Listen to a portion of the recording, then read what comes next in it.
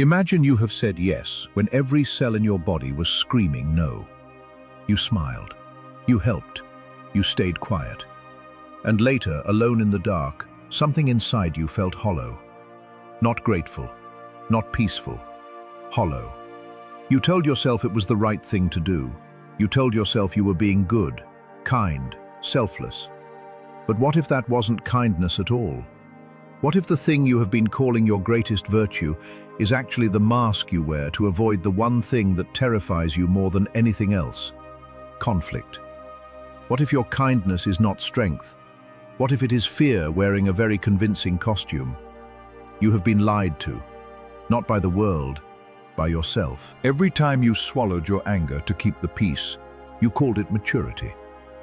Every time you gave more than you had to give, you called it generosity. Every time you stayed in a room that made you feel small, you called it loyalty. But underneath all of those beautiful labels was something far darker, something you have never been willing to name out loud. Cowardice. And here is the twist that nobody talks about. The most dangerous kind of cowardice is the kind that looks like a virtue. Because at least the coward who runs knows what they are.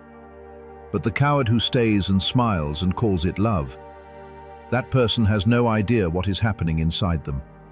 And that is where the real damage is done. Friedrich Nietzsche spent his life cutting through the comfortable stories humans tell themselves. He was not interested in making you feel good. He was interested in making you free.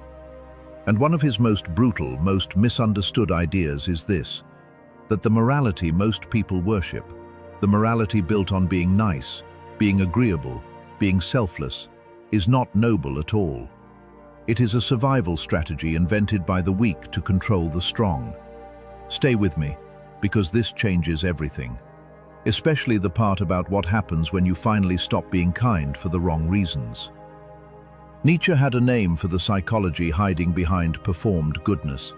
He called it slave morality, not because the people practicing it were stupid, but because they were afraid. And rather than admit that fear, they built an entire value system that made their fear look holy. Think about the people in your life who use their kindness like a weapon. The ones who remind you constantly of everything they have done for you. The ones who sacrifice and suffer loudly, making sure you feel the weight of their generosity. The ones who are so helpful that you somehow always end up feeling guilty. That is not kindness. That is control with a gentle voice. And somewhere, in ways you might not even recognize yet, you have done the same thing. Because when you are afraid of rejection, you become agreeable. When you are afraid of abandonment, you become indispensable. When you are afraid of conflict, you become endlessly patient. And you dress all of it up in the language of love and generosity and goodness, because that story is far more comfortable than the truth. The truth is this: most people do not give because they are strong. They give because they are terrified of what happens if they do not. Nietzsche would ask you one simple question, and it would ruin you. He would ask, does your kindness come from abundance, or does it come from anxiety? Because there is a version of kindness that flows naturally from a person who is whole. A person who helps because they genuinely want to, not because they are afraid of what you will think of them if they do not. That kind of kindness is rare, and it looks very different from the one most people practice. Most people's kindness has a shadow. It comes with an invisible price tag. Give enough, help enough, never say no enough, and maybe you will finally be safe.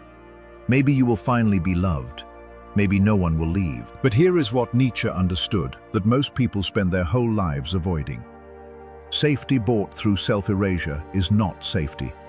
It is a slow disappearance. Every time you shrink yourself to make someone else comfortable, you are not being kind. You are abandoning yourself.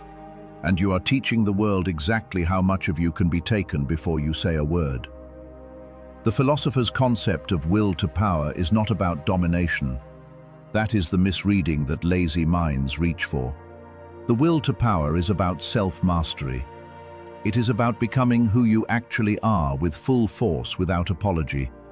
It is the courage to have a self at all, a real one, not the performed version that says yes to everything and suffers in silence. The person who has genuinely mastered themselves does not need to prove their goodness by shrinking. They do not need you to see how much they sacrifice. They do not need to be endlessly available to feel worthy of love. They have something far more terrifying to the people around them. They have standards. They have limits. They have the ability to say no and mean it without collapsing under the guilt. And that terrifies people. Because a person with real boundaries cannot be manipulated by their own desire to be liked. They cannot be guilted into betraying themselves. They are, in Nietzsche's language, dangerous. Not to others, to the systems that depend on their silence. Now look at your own life. Where are you enduring something you should have walked away from? Where are you giving to someone who takes without ever noticing the cost? Where are you being gentle with people who have never once been gentle with you? And more painfully, what are you afraid would happen if you stopped? If you stopped being the one who always understands. If you stopped being the one who always forgives. If you stopped being the one who needs nothing and gives everything. What are you actually afraid would happen? That is the question that cracks you open. Because the answer is never really about the other person. It is about what you have decided you are worth. What you have decided you deserve. What you have decided is possible for you. Nietzsche believed that most human suffering is self-inflicted through resentment. Not open anger, not confrontation, but the slow, poisonous buildup of swallowed feelings that never got said. The help that was never asked for but given with a hidden expectation. The kindness that was really a negotiation. The goodness that was really a wound looking for acknowledgement. He called people who live this way resentful not because they are evil, but because they have chosen bitterness over courage. They will not speak. They will not fight. They will not demand. But they will quietly keep score. And one day, the kindness stops. Not because they became strong, but because the resentment finally became too heavy to carry with a smile.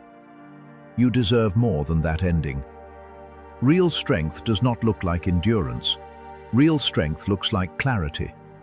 It looks like knowing what you will and will not accept, and saying so, not with cruelty, but with the quiet confidence of someone who respects themselves enough to mean what they say. The most powerful thing you can do is not to become cold.